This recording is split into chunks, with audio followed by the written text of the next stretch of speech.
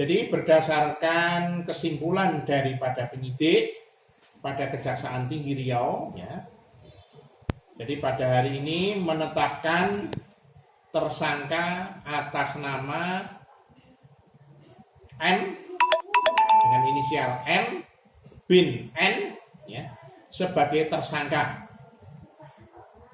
Adapun kasusnya adalah sebagai berikut, yaitu menyangkut tindak pidana korupsi belanja barang dan jasa di Sekretariat Daerah Kabupaten Kuansing pada 6 kegiatan dengan total anggaran mencapai 13.300.600.000 rupiah yang bersumber dari APBD Kabupaten Kuantan Singingi tahun anggaran 2017. 6 kegiatan itu adalah yang pertama, ya, kegiatan dialog atau audensi dengan tokoh-tokoh masyarakat atau pimpinan anggota organisasi sosial masyarakat. Kemudian yang kedua, penerimaan kunjungan kerja pejabat negara, departemen, lembaga pemerintah non departemen, ya, atau dari luar negeri. Kemudian yang ketiga, kegiatan rapat koordinasi unsur Muspida atau Forkompinda. Kemudian rapat koordinasi pejabat pemerintah daerah. Yang kelima, kunjungan kerja inspeksi kepala daerah atau wakil kepala daerah. Kemudian yang keenam adalah kegiatan penyediaan makan dan minum di Kabupaten Kuantan Singingi sebesar 13.300.650 mohon maaf, saya ulang, 13.300.650.000 rupiah.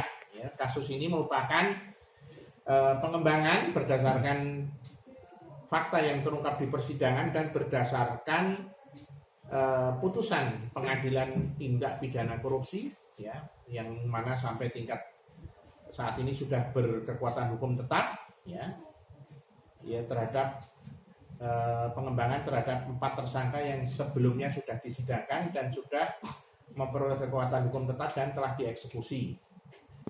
Kemudian modus, ya, cara yang bersangkutan melakukan kegiatan yaitu dengan menerbitkan SK, ya, nomor KPTS 44/2 Romawi tahun 2017 tanggal 22 Februari tahun 2017 tentang penunjukan pejabat pengguna anggaran, kuasa pengguna anggaran, ya, pengguna barang, bendahara pengeluaran pembantu, dan pembantu bendahara pengeluaran pada sekretariat daerah, ya, yang sebelumnya sudah disidangkan dan sudah dieksekusi saat ini. Jadi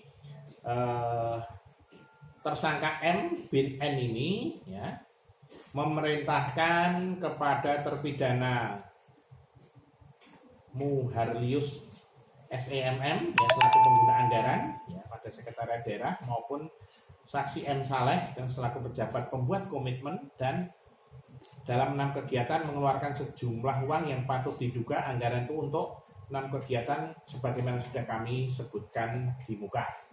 Jadi akibat perbuatan dari tersangka M bin N ini, negara dirugikan sebesar 5.876.038.606 rupiah. Jadi saya ulangi, kerugian negaranya mencapai 5.876.038.606 rupiah.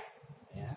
Jadi ini sudah termuat dalam amar putusan terhadap terpidana M Saleh. Kemudian peraturan yang dilanggar yaitu PP nomor 12 tahun 2019, ya, Permendagri nomor 13 tahun 2006, sebagaimana telah diubah dan ditambah dengan Permendagri nomor 21 tahun 2011.